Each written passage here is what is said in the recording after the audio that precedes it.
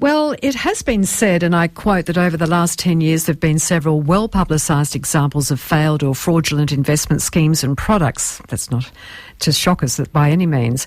Regulators typically respond by tightening legislation, but unfortunately this hasn't stopped financial collapses and scams from happening. Now, joining me now is Yves Schoof. He's Director of Affluence Private Wealth, and he's on the line right now. Good afternoon to you, Yves. Good afternoon, Jenny. How are you? Look, I'm very well, thank you. Thankfully not being caught up in this. I guess I'm a little bit, well, probably haven't had the spare cash to invest that much, but this is quite alarming, isn't it? It just seems that people haven't got their guard up, even though there's so many, ways of being warned about these scams these days.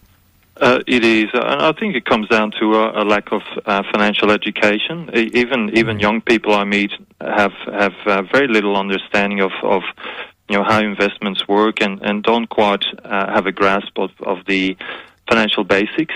Things that everyone should really know. Yeah. And that's really the first line of defense. If you're educated, then you're able to make smarter decisions. To be educated in the world of finance is by choice. It's not by education curriculum, isn't it? No. Unfortunately, it's not part of the curriculum, which is really sad, because one of the most important things in life is really to understand how to manage your finances and look after your own financial future. And unfortunately, that's not being taught at the moment. No, I used to think that myself at high school. I wished had been shown how to write out a checkbook and balance my whatever. Yeah. But no, you're right, and I hope the government start to relook at that now, because this way of fraudulent, illegal happenings, I suppose, and scamming is so much easier now with social media to get you interested in the first place. It is, and these people aggressively pursue their targets. Even myself, when I just connected our phone line, kept just getting calls from property investment companies trying to sell, properties interstate, and it just doesn't stop. So even if you say you're not interested, they just keep ringing. So I would imagine a lot of people just buckle under the pressure and then get drawn into it.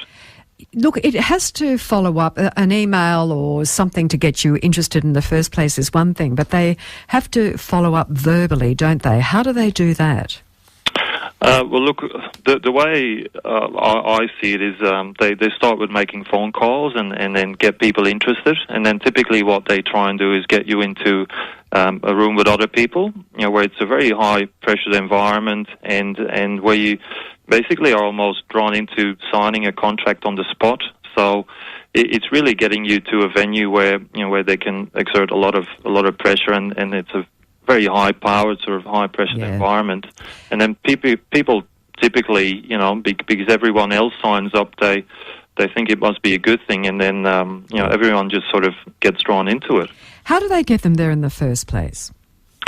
Look, they play on the emotions of greed. Obviously everyone would like to make a lot of money, and they make it sound really easy. And then at the same time they say, look, we can save you a lot of tax, and in the process you can pay off your home mortgage quicker. Yeah. All of that sounds really good, obviously, but a lot of that is really just sales talk. And it gets people interested, and then obviously people go along, and then on the night, that message is reinforced, and obviously everyone wants to be a millionaire, and it's really that sort of environment they create where people just get sucked into it and think it's a really good idea. Yeah, if you hear that side of their debate from their angle, yes, you can start to believe it, that's for sure. Where does it go wrong then? Well, look, typically the way these companies work is they've lined up all the professional service providers. So typically they would have a deal with the builder. They sell the properties overpriced. Then they organise the finance as well, so the loans, and then they get commission on that. They might organise your insurances. They might set up a self-managed super fund. They might throw in a rental guarantee, and basically what happens is you get sold an overpriced property, probably in a suburb where there's a lot of oversupply, where there's a lot of new property being built, And you basically end up paying way too much, and I've seen people who 10 years later still haven't made their money back and are left with a very big mortgage. Yes, you often see it advertised to buy off the plan, and I don't know if are you from WA at all? I am, yes. Oh, well, you know what we're seeing a boom of here with apartments, and I'm not saying anything against it. It's the way of the future. But a lot of people are getting talked into buying off the plan, and they can, as an investment and so on. So are there things that people should know about that before they go into it? Look, buying off the plan is quite dangerous, because basically what you do is you sign up for a property that is not being built yet. It might not be finished for another 2 or 3 years. Now what you do is when you put down the deposit, you basically commit to buying that property in a couple of years' time. Now in that time a lot of things can happen. Your health might deteriorate, or you might not be in the same financial position. You might have been made redundant. Or property prices might have gone down. So it's really difficult to predict what your financial situation will be in a couple of years' time. But still, you're committing to this, potentially big purchase, and then it's really hard to get out of it. And if you do get out of it, there's typically penalties and all sorts of other legal issues as well. And there's that sunset clause. Is that the correct term? It is, yeah. Some properties are sort of drafted on that basis, and I think the way it works is that the developer, if the property is not built in time, then obviously they can pull out of it as well. So look, it's a very technical and very difficult area, and people should really seek advice before signing any sort of off-the-plan contract. Is that style of selling off the plan popular overseas? And if it is, how do they safeguard against these things going wrong for purchasers? Well, look, the onus is really on the purchaser, because obviously typically the companies or developers selling these properties are large institutions, because they need a lot of capital to make that happen. So the onus is really on the individual to protect themselves and get good advice, and that's obviously where it goes wrong, because people make ad hoc decisions, or they're simply not aware of the of the financial implications of signing such a contract. Yes, I think this style of living, I'm sorry to interrupt there, this style of living and living in apartments is pretty new to West Australians. It would be, because I guess typically what we've been doing here in WA is just move further away from the city along the coast. That's right. And that's typically what's been happening, but obviously logistically and transport-wise that cannot continue. So what's happening is there's a lot more infill development and obviously high-rise development as well, which is not something we've typically seen here, but which is obviously more prevalent in Europe and a lot of the bigger cities overseas as well. Is there an area then that should be looked at for legislation to protect people that are talked into buying? I'm not saying everything off the plan is wrong. We can't generalise like that. But just so that there is a safety net for people, because this is the future.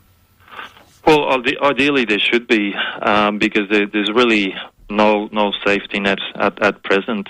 With real estate contracts, whenever you sign it, typically it's binding immediately, and when you put down a deposit, you've engaged yourself into buying that property. And that's not just off the plan. There's obviously that goes for other real estate contracts as well. But yes, obviously legislation would help. But I think again it goes back to being financially educated and looking out for yourself and for the people that you care about. Yeah. And obviously, again, that needs to be government driven, because there's a definite lack of just basic financial literacy among people. Even well-educated people that I work with, they just have very little understanding of how finance works or how superannuation works. And really, that needs to be addressed. Very true. Absolutely true. It's the biggest financial decision we make as far as property is concerned. Now, is there anything else that sort of gets spruiked, for the want of a better term, to potential investors other than property schemes? Look, typically around the 30th of June, so for the financial year end, there's all sorts of tax-effective investments that get sold. So investors can get a quick tax deduction. Typically, these products again are based on a loan, but they're typically share-based. Mm. But again, whenever you make decisions purely driven by tax savings, you often end up making the wrong decision because, again, these product providers just package these products up to make them look really attractive in terms of tax savings, but they're not necessarily good investments. At the end of the day, if you get a tax deduction, you're still losing money, so it needs to be a good investment that you enter into. What are some of the signs, the telltale signs that people thinking of investing should raise their level of suspicion finally, Yves? Well, typically, you're being sold a product. So, like we said, it might be a property, it might be some sort of investment product, or it might be an investment course. But typically, it will be a product that you're being sold. Typically, they will play on your emotion of greed. Profit, they will say, you can make a lot of money, or you can save a lot of tax. Yeah. So it's really playing on those primal emotions that are related to investing, and typically they will actively pursue you as well. Not one or two times, but multiple times. How do they choose the right people? How do they know who are the most vulnerable out there? Oh, look, I think they just randomly call, and they're obviously calling from big call centres, because, like I said, we got calls from the same company from 3 or 4 different people. I think they're just going off lists. Yeah. And it's a numbers game, so the more people they can ring, statistically, the more potential victims they can contact. Yeah, go on. Sorry, you go ahead. Well, and I think they're obviously trained telephone operators to sort of engage in that conversation and get people interested. If people have suspicion, there may well be so many, logical, great companies out there that are offering genuine investments. Yes. So is there anywhere people can go to check whether, they're going to the right company or not? Well, typically, if you Google the company, you should be able to find some information immediately. There's also the Money Smart website, which is a government initiative which has a lot of useful information and financial education on it. So I would use that as a starting point. And then finally, I would, if you're really not sure, then you'd probably speak to a qualified professional like myself. I often get people contacting me, just asking me to have a look at a particular thing, and I'm always happy to do that because I don't want people making the wrong financial decisions and it costing them dearly. Especially people in retirement, or they've just come into absolutely. Starting out. No, that's we really do need to get our heads around this. Yves, thank you very much indeed for your information. Do you have a website at all? I do. So it's www.affluenceprivate.com.au. Thank you for joining us today. Thank you, Jenny. Thank you. Yves Schoof joining us, Director of Affluence Prime Wealth.